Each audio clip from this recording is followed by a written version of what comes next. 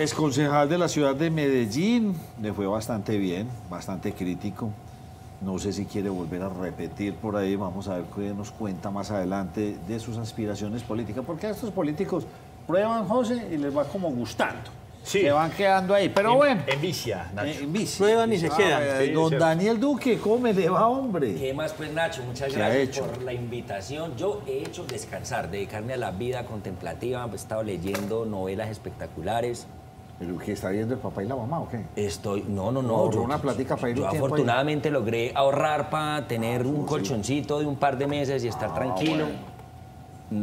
Y pues en la casa somos dos. Juanita también ayuda en los labores del hogar y en los temas. Entonces estoy dedicado a cocinarle desayuno todos los días, a leer. Y también estoy dando un par de clases en EAFIT a estudiantes de pregrado.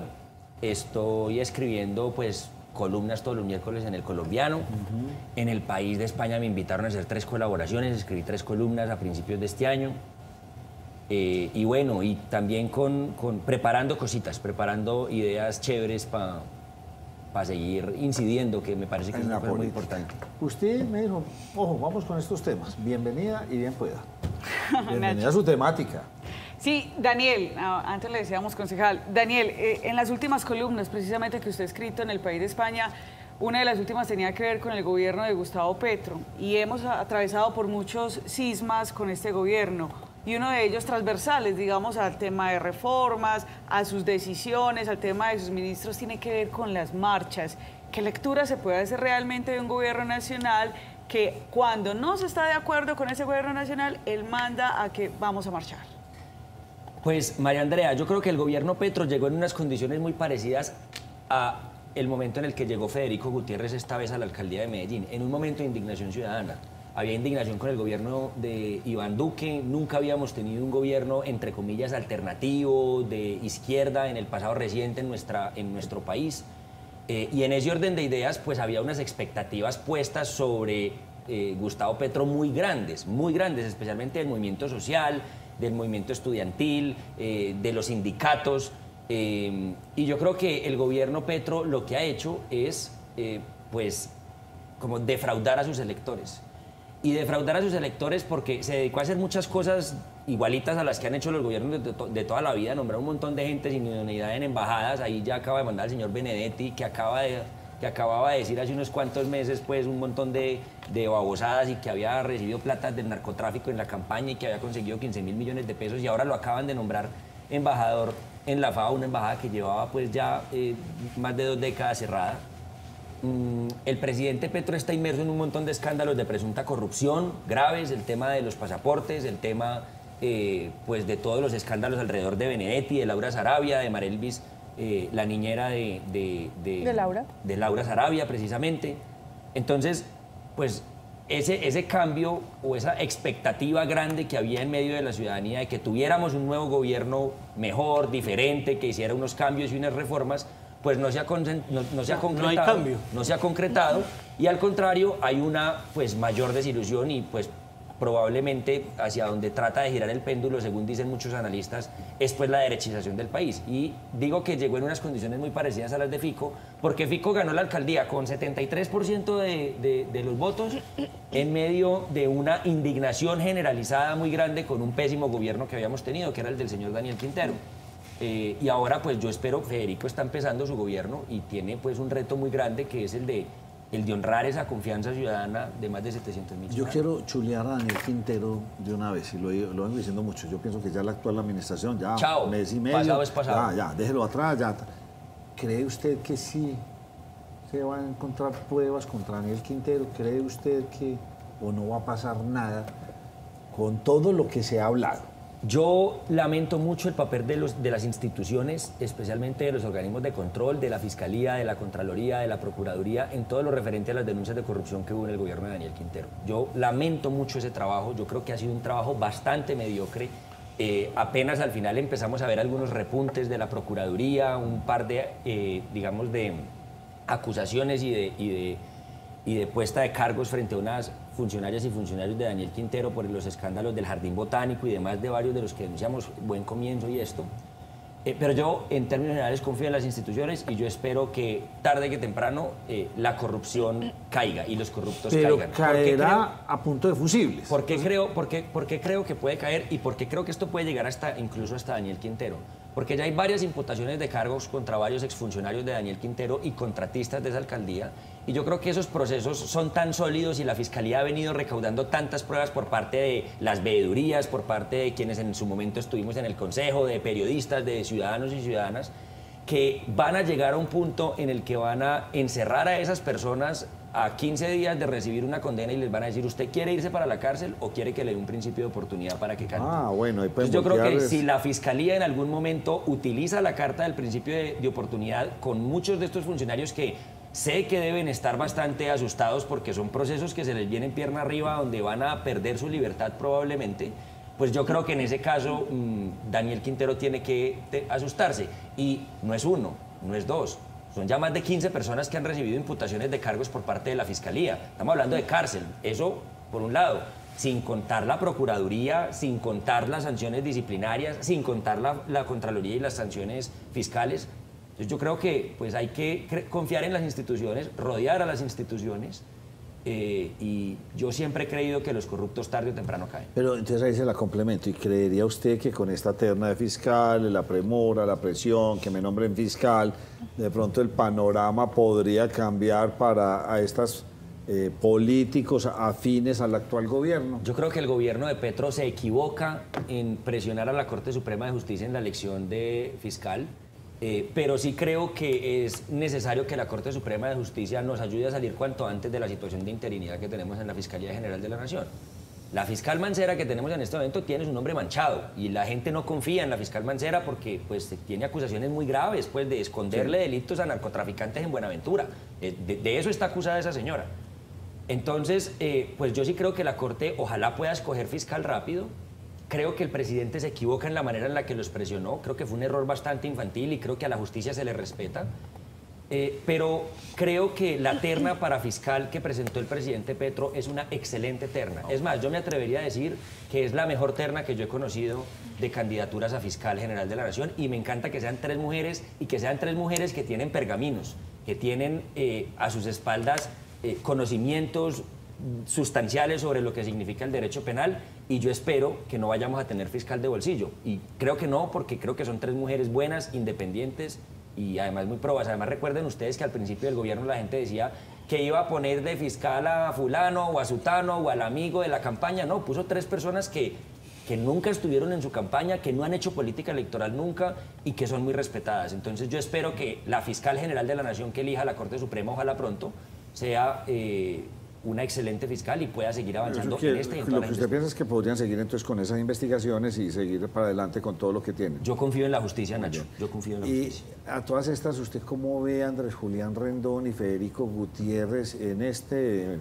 digamos, confrontación de frente con el actual mandatario? ¿Esto va a afectar a Antioquia, va a afectar a Medellín? Pues de hecho ya vimos que el metro del 80 se podría ver seriamente afectado.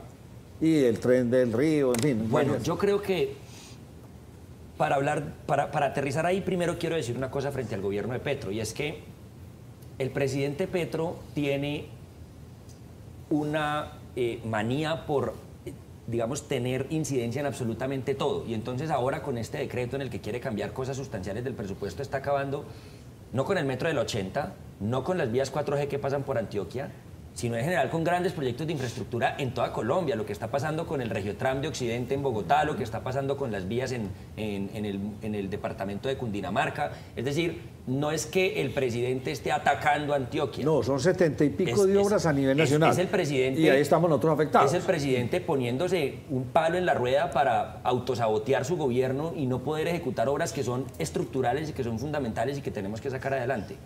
Y entonces, ahora aterrizando a los gobiernos local y departamental, ¿yo qué es lo que creo? Cuando yo estaba en campaña, eso era muy impopular decirlo, pero yo decía que había que tener relaciones institucionales con el gobierno nacional, cordiales. Es que se necesitan.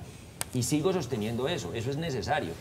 Uno puede escoger 2 caminos. El primero, dedicarse a hacerle oposición al gobierno nacional desde la alcaldía y desde la gobernación, en cuyo caso más bien se hubiera lanzado al Congreso, si eso era lo que quería hacer, hacerle control político y oposición al presidente de la República. pues eso probablemente va a tener muchos réditos electorales. Yo creo que si Fico y Andrés Julián se dedican a darle palo todo este tiempo a Gustavo Petro, eso va a ayudarles a subir en el electorado de Medellín, que está muy indignado, y en Antioquia con el gobierno nacional, y con razón.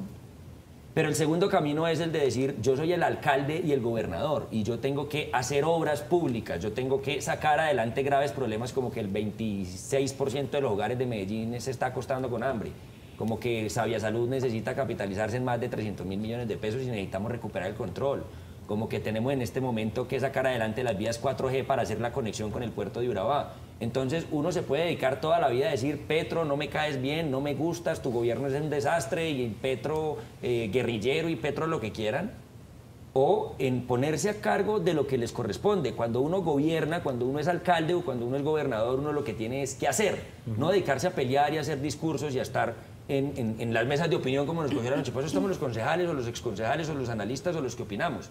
Pero cuando uno asume la responsabilidad de gobernar, uno lo que tiene que hacer es obras, uno lo que tiene que hacer es materializar pues, temas que ayuden a mejorar sustancialmente la calidad de vida de quienes gobiernan. Daniel, yo le iba a hacer una pregunta completamente diferente. Le iba a preguntar sobre el turismo sexual y la explotación sexual en Medellín, que ha sido un tema que usted ha tratado. Pero me voy a quedar con lo último que mencionó. ¿Cuáles son las obras más grandes que usted ha visto que ha realizado el gobierno nacional en este año largo que tiene ya? No, yo creo que el gobierno nacional de Gustavo Petro se raja en ejecución. No lo creo, lo dicen sus mismas cifras, las cifras oficiales. Es un desastre. El gobierno de Gustavo Petro ha gobernado mal, ha gobernado con ineptitud y ha gobernado con personas muy cuestionables. Y eso es muy desafortunado, y por eso yo estoy completamente decepcionado de lo que podía representar Gustavo Petro. Yo voté en segunda vuelta por él y lo manifesté y canté el voto, y eso fue también muy impopular y me cayó mucha gente encima porque pues yo conozco mi tierrita, pero lo hice creyendo que cualquier decisión que uno tomara en la segunda vuelta presidencial era una mala decisión, Andrea. Y está arrepentido. Votar por el señor Rodolfo Hernández habría sido un desastre. ¿Y por qué no votar por el señor Gustavo Petro era un desastre. Votar en blanco era un desastre. No votar era un desastre. Estábamos ante una auténtica tragedia. La segunda vuelta en Colombia era una tragedia. Yo voté por Gustavo Petro por una afinidad con muchos amigos con los que durante muchos años he luchado por el derecho a la salud, he luchado por el derecho a la educación, he luchado por la paz, he luchado por las causas ambientales, y he sentido que los gobiernos que hemos tenido históricamente han hecho todo lo opuesto. Han deteriorado la salud, han deteriorado la educación, han deteriorado nuestro medio ambiente, han deforestado, no han estado a la altura de los retos en materia de paz que tenemos. Pero creo que el gobierno de Gustavo Petro ha sido un auténtico fracaso. En términos generales, ¿Está arrepentido? Pues es que sí, digamos, podríamos decir sí, estoy arrepentido, pero también quiero ponerle apellido a eso, y es que yo creo que también habría estado arrepentido si hubiera votado por Rodolfo Hernández, o si hubiera votado en blanco, o si no hubiera votado. Yo creo que cualquier decisión que uno tomara en la segunda vuelta, yo creo que hoy todos los ciudadanos en Colombia deberíamos estar arrepentidos, sea lo que sea que hayamos hecho en la segunda vuelta. Era un desastre la segunda vuelta. No, esos no son los gobernantes que se merece este país. Voy a retomar la pregunta, la que usted le tenía oficialmente, porque insisto mucho con esta pregunta. ¿Por qué no hay políticas claras, o por qué tenemos unos mandatarios que no saben qué hacer con el turismo? Ni en el departamento, ni en la ciudad. Ayer, hoy leí, ya es que son demasiados los muertos. Ayer creo que fueron otros. Ya llegó uno nuevo, sí, señor. Esto son turistas que se vienen acá. Ahí empecemos. Miedo al turismo no lo hemos podido desarrollar. Creo que no hay, ni existe una Secretaría de Turismo, hay una incipiente en la gobernación. Lo segundo, ¿esto qué correlaciona? Microtráfico, tráfico. Entonces nos metieron en el cuento que aquí todo el turismo es sexual y de drogas. Yo no creo que todo el turismo que esté llegando a la ciudad de Medellín, que está llegando mucho, pues no decir que todos vienen a eso. No, yo pienso que también está teniendo un turismo bueno, que lo tenemos que potencializar. ¿Cuál es su veredicto en este sentido? Y nos cogió la noche, le digo, nos cogió la noche para nombrar una secretaría, traer españoles, franceses o de Miami. Vengan, señores, enséñenos de turismo, ¿cómo lo hacen ustedes para que esto sea efectivo? Nacho, varias cosas. Primero, el turismo es una actividad económica como cualquier otra, que tiene externalidades positivas y negativas. El año pasado cerramos en ¿cuánto? Casi 2 millones de turistas, 1.900.000 más o menos. En el 2023 fueron 1.700.000, si no me falla la memoria. Y los turistas son personas que vienen, que gastan plata acá, que ayudan a generar empleo, que diversifican nuestra economía. Es decir, el turismo es una fuente de valor importante que ayuda a mejorar los ingresos de la ciudad, y yo creo que hay que decir bienvenido el turismo, y hay que, ojalá, traer cada vez más turismo Pero si queremos traer cada vez más turismo y si estamos dándonos cuenta que el turismo está creciendo a unas dimensiones impresionantes, pues entonces en ese orden de ideas necesitamos una institucionalidad pública, privada y una gobernanza alrededor del tema del turismo que permita, pues digamos, ponerle cota a todos los fenómenos de las externalidades negativas. ¿Y cuáles son las externalidades negativas del turismo? Que se encarecen los precios, que tenemos entonces hoy el famoso término de la gentrificación regado por todas partes, que tenemos arriendos impagables para muchas familias, pero también que tenemos en Medellín particularmente hoy un turismo con fines de explotación sexual y comercial de niños, niñas y adolescentes, con fines de trata de personas y especialmente de trata de mujeres y muchas de ellas mujeres migrantes venezolanas que están en grave situación de vulnerabilidad y quienes se les están violando sus derechos fundamentales todos los días, en todo momento, en nuestra ciudad. Y en ese orden de ideas, pues, la pregunta es qué hacer con el tema del turismo y del mal llamado turismo sexual, que en realidad es turismo con fines de explotación sexual y comercial. Pues lo primero es coordinar la institucionalidad pública alrededor del tema, hacer labores de inteligencia que permitan identificar dónde están esas grandes redes de trata de personas, que muchas de ellas las vemos todos los días. O sea, yo creo que todos sabemos qué es lo que pasa en el Parque Lleras a las 10 de la noche o caminando por la 10 o pasando por la Veracruz, y todos hemos escuchado cómo organizaciones sociales tan serias como Convivamos han denunciado que en la estación de Santo Domingo del Metrocable están explotando niños, niñas y adolescentes a ojos de todo el mundo y de manera impune. Entonces hay que fortalecer la inteligencia del Estado. Lo segundo, yo creo que hay que perseguir la demanda. Eso es una, digamos, de coquito, es dónde están las personas que están dispuestas a pagar por esos delitos. Y en ese orden de ideas ir y buscarlas y perseguirlas, porque detrás de ellos está el proxeneta y detrás de ellos están las personas que están explotando sexualmente a estas personas. Y lo tercero es, yo creo que necesitamos de verdad una institucionalidad pública que se ocupe de las víctimas, que, digamos, la solución al turismo con fines de explotación sexual y comercial no es un decreto que prohíba la circulación de niños y niñas en ciertas zonas de la ciudad. Al contrario, el éxito de Medellín debería ser que los niños, niñas y adolescentes puedan estar en cualquier lugar de la ciudad a cualquier hora. El éxito de una ciudad como Medellín es que a cualquier hora de la noche una mujer pueda caminar tranquila por la calle sin sentir que la van a violar o que la van a atracar.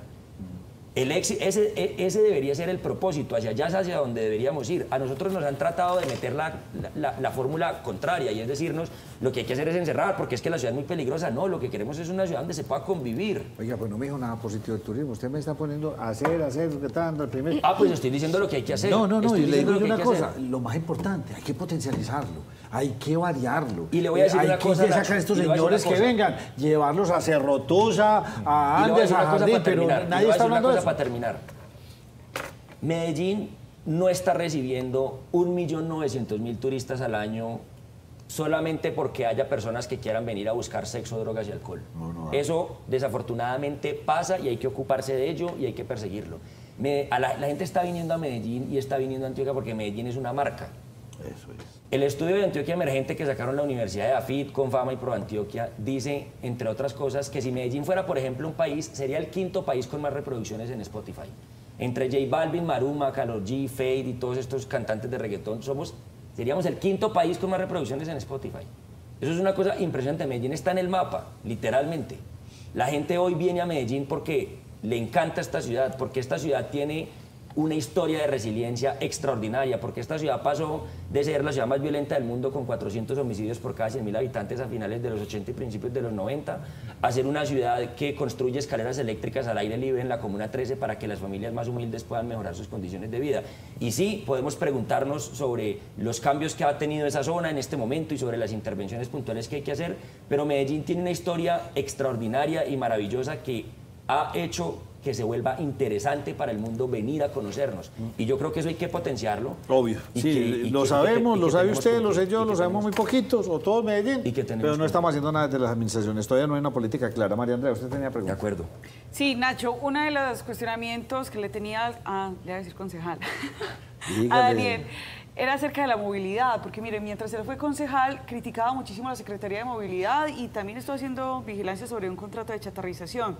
ahora, digamos que lo novedoso frente al pico y placa es que vuelven las vías que estaban exentas. Usted ha sido un estudioso del tema de movilidad de Medellín. ¿Cómo lee esa directriz del alcalde de la ciudad de volvamos a que Las Palmas, la avenida regional, pues vuelva a tener esa movilidad? La movilidad de Medellín está colapsada y cada vez se colapsa más. Y la solución que han decidido hacer las administraciones históricamente es la misma decisión que es como si usted dijera que para adelgazar la solución es abrirle un hueco más a la correa. Entonces no estamos solucionando el problema, sino que estamos haciéndonos los de la vista gorda. Y desde hace mucho rato, y a nosotros nos decían muchos amigos que éramos unos hipipiojosos por estar defendiendo esas ideas, nosotros decíamos, esta no tiene que ser una ciudad que siga promoviendo el uso del carro particular y de la moto, porque son una inmensa minoría de ciudadanos los que tienen carro particular o moto, y eso pues está en cifras. Y lo que tenemos que hacer es potenciar el transporte público masivo, potenciar las zonas de estacionamiento regulado, potenciar las ciclorrutas, tener más y mejores andenes, construir parques públicos, hacer una ciudad con un ordenamiento territorial de 15 minutos, donde las personas podamos hacer la mayoría de nuestras vueltas a pie, ir al trabajo, ir a la universidad, caminar y disfrutar y tener un verdadero derecho a la ciudad. Eso es a lo que le tenemos que apuntar. Y eso requiere tomar en el corto plazo una serie de medidas impopulares. El pico y placa hay que quitarlo, porque el pico y placa en los últimos 10 años lo único que ha hecho es que dupliquemos nuestro parque automotor de carros particulares y tripliquemos el número de motos. Entonces el pico y placa no funcionó, el pico y placa fue un fracaso y por eso hoy Medellín es una de las ciudades más congestionadas del mundo entero, porque seguimos insistiendo de manera, no sé, pues torpe, en que la solución a eso es poner pico y placa o construir más vías y construir más intercambios viales. No, y usted ponga pico y placa 2 días a la semana y me cogió el carro, entonces me compro el tercero. Lo que están es incentivando con esta situación la compra de una segunda, tercera moto, la compra. Y la gente ya, el que tiene la Toyota, ya lo ve usted en un Nissancito Mars o en un carrito chiquitico. O sea, ¿entendieron? Y la pregunta es, ¿cómo hacemos para que el que se moviliza todos los días en carro y el que se moviliza todos los días en moto se baje del carro y se baje de la moto y se monte en la bicicleta o que se monte en el transporte público masivo? Pues haciendo que sea cada vez más atractivo el transporte público masivo y haciendo que sea cada vez más atractiva la bicicleta. Entonces poniendo buenas ciclorrutas, segregadas, con árboles, con sombra, poniendo buen transporte público masivo, ayudando a cumplir el plan rector de expansión del metro, trabajando de manera mancomunada con las empresas de buses colectivo que pueden prestar un servicio todavía mucho mejor del que prestan actualmente y mejorar las vías. Entonces, yo, digamos, creo que la solución es mucho más fácil y barata de lo que se piensa, pero hay mucho temor por parte de los gobernantes de turno en el costo político que tiene tomar ciertas medidas. Pues yo no veo costo político en decir no más pico y placa, ya cada vez no vas a entrar a trabajar en esto. No, tiene costo político. ¿No? ¿Por qué? Usted pone a decir no más pico y placa y se le viene medio. Cuando Daniel Quintero levantó el pico y placa durante la pandemia y ya estábamos volviendo, digamos, a la normalidad, cuando yo caminaba por la calle, a mí la gente me saludaba y me decía, Gonzalo, lo primero que necesitamos es que vuelvan a poner el pico y placa.